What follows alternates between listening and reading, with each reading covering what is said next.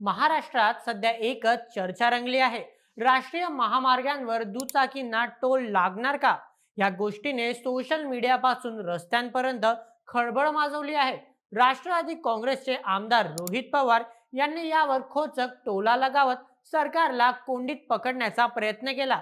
तर केंद्रीय मंत्री नितीन गडकरी यांनी तातडीने स्पष्टीकरण देत हा वाद मिटवण्याचा प्रयत्न केला. चला या गोंधळाच्या मुळाशी जाऊन पाहूया नेमकं काय आहे हे प्रकरण आणि खरंच दुचाकींना टोल लागणार का हेही जाणून घेऊया आजच्या व्हिडिओमध्ये. नमस्कार, मी नील सोनार, तुम्ही पाहत आहात बोल एमएच. राष्ट्रीय महामार्गांवर टोल आकारणे हा नेहमीच वादाचा विषय राहिलेला आहे. सध्या फास्टॅगद्वारे चारचाकी वाहनांना टोल आकारला जातो, पण दुचाकींना यातून सूट आहे. मात्र गेल्या काही दिवसांपासून 15 जुलै 2025 पासून दुचाकींनाही टोल लागणार असल्याच्या बातम्या पसरल्या. यामुळे दुचाकी स्वारांमध्ये नाराजी पसरली. याचवेळी रोहित पवार यांनी सरकारवर निशाणा साधताना उपहासात्मक ट्विट केलं, ज्याने हा वाद आणखी तापला. दुसरीकडे केंद्रीय रस्ते वाहतूक आणि महामार्ग मंत्री नितीन गडकरी यांनी या अफवांचं खंडन केलं आहे.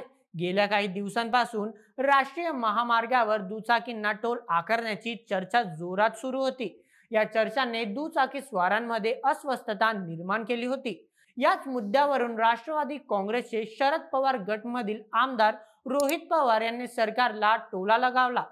त्यांनी ट्विट करत म्हटलं, 15 जुलै पासून दुचाकींना टोल लागणार असल्याची चर्चा आहे. जर असं असेल तर सरकारने आता पायी चालणाऱ्यांकडूनही टोल घ्यावा, की बहुना या मार्गांवरून उडणाऱ्या पक्षांनाही टोलच्या कक्षेत आणण्यासाठी अभ्यास समिती स्थापन करावी, जेणेकरून शासकीय तिजोरी लवकर भरेल. रोहित पवार यांच्या या उपहासात्मक टिप्पणीने सोशल मीडियावर खळबळ माजवली. त्यांच्या ट्विटला अनेकांनी पाठिंबा दिला, तर काहींनी याला राजकीय स्टंट म्हटलं.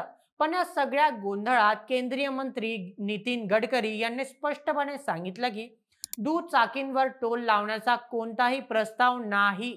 काही प्रसार माध्यमांनी दिशाभूल करणाऱ्या बातम्या पसरवल्या आहेत. दुचाकींना टोल मधून पूर्ण सूट आहे आणि ती यापुढेही कायम राहील. खोट्या बातम्या पसरवून खळबळ माजवणं हे चांगल्या पत्रकारितेचं लक्षण नाही, असा निषेधही त्यांनी व्यक्त केला.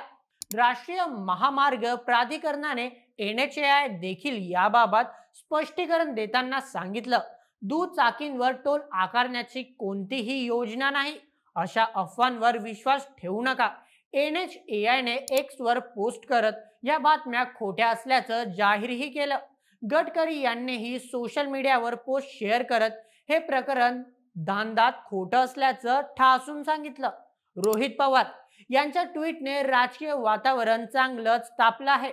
त्यांनी पायी चालणाऱ्यांकडून आणि उडणाऱ्या पक्ष्यांकडून टोल असा टोला लगावला. यामुळे सोशल मीडियावर मीम्स आणि जोक्सचा पूर आला. काहींनी म्हटलं, पुढे हवेतून जाणाऱ्या विमानातही टोल लागेल का?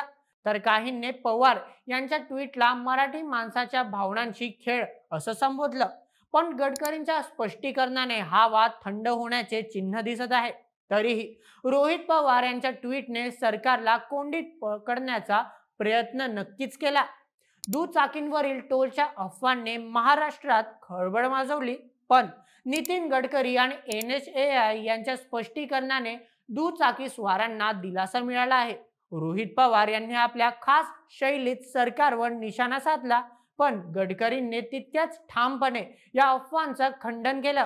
आता प्रश्न असा आहे की या खोट्या बातम्या नेमकं पसरवतात तरी कोण आणि त्यामागचं राजकारण काय आहे, हे तर येणारा काळच ठरवेल.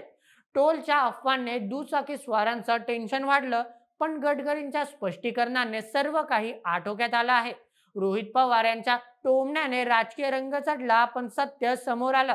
मराठी माणसाच्या खिशाला कुठलीही झळ न बसता आता आपण निश्चितपणे रस्त्यावर धावू शकतो. पण खोट्या बातम्यांपासून सावध राहा आणि सत्याची खात्री करा. मराठी माणूस म्हणून आपण नेहमीच जागरूक राहूया आणि अशाच व्हिडिओसाठी सबस्क्राईब करायला विसरू नका. बोल एमएच आपल्या YouTube चॅनलला.